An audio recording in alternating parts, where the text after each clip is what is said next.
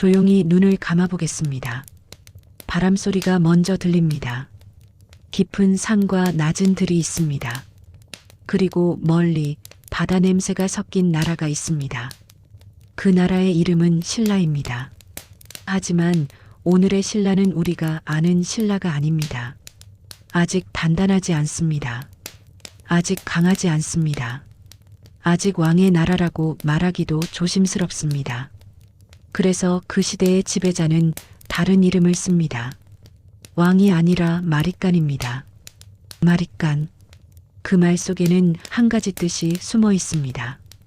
완성되지 않은 왕권입니다. 겨우 버티는 중심입니다. 그 중심에 먼저 선 사람이 있습니다. 뇌물 마릿간입니다. 뇌물 마릿간의 시대를 한 단어로 부르면 압력입니다. 사방에서 밀려옵니다. 멀리서도 밀려오고 가까이에서도 밀려옵니다.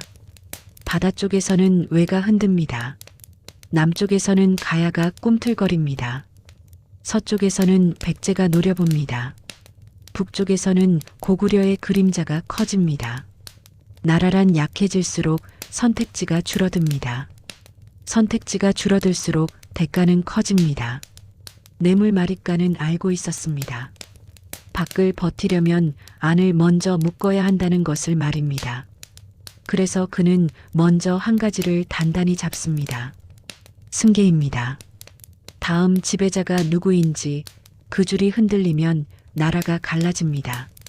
그 줄이 흔들리는 순간을 상상해 보십시오.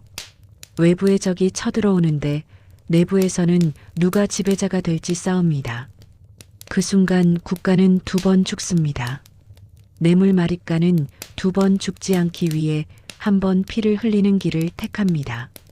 그리고 여기서 이 이야기의 잔혹함이 시작됩니다. 국가가 살아남기 위해 가장 비싼 것을 내놓습니다.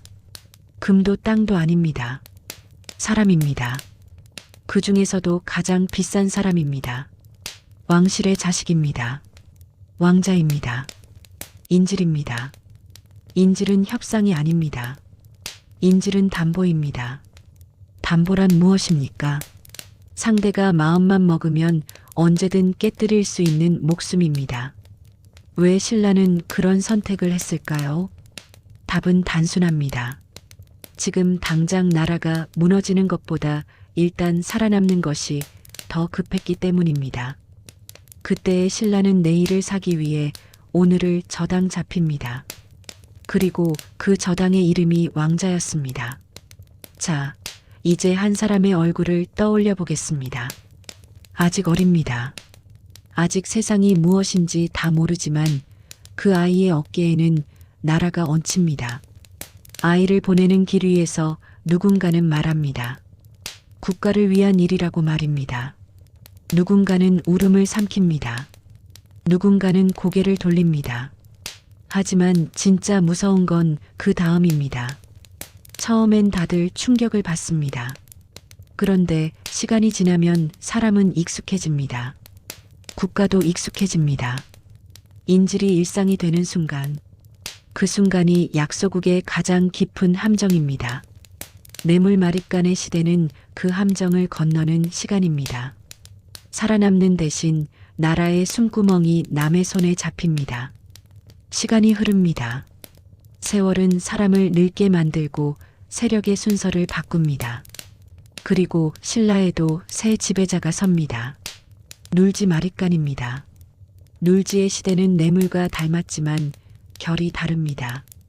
뇌물이 버티는 사람이었다면 눌지는 되찾는 사람이었습니다. 그가 마주한 현실은 차갑습니다. 왕자가 밖에 있습니다. 인질로 있습니다. 그리고 신라는 그 사실을 알고도 움직이지 못합니다. 움직이면 전쟁입니다. 움직이지 않으면 굴복입니다. 둘 다 나라를 망가뜨립니다.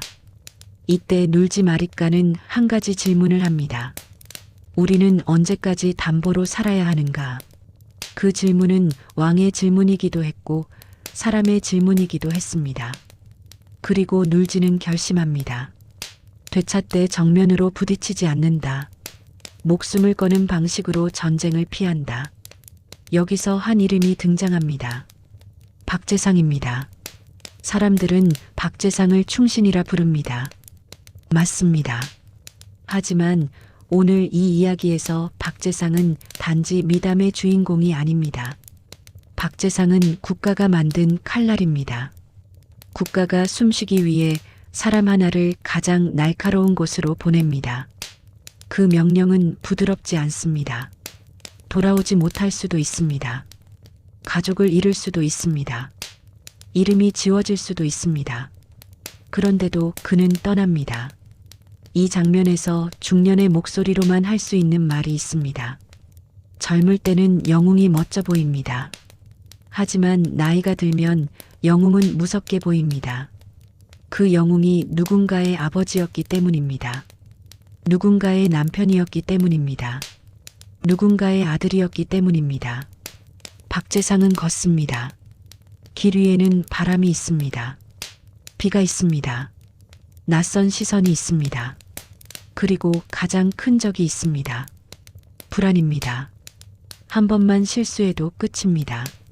말 한마디가 전쟁이 됩니다. 눈빛 하나가 목숨값이 됩니다. 마침내 인질이 있는 곳에 닿습니다. 여기서부터는 심장이 조금 빨라집니다.